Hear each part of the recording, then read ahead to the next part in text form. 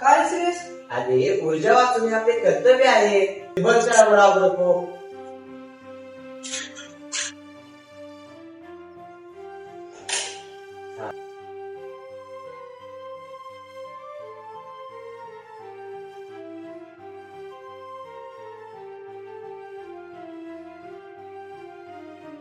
ऊर्जा वाचून करा विकास, हे देईल आपल्या जीवनाला प्रकाश. धन्यवाद.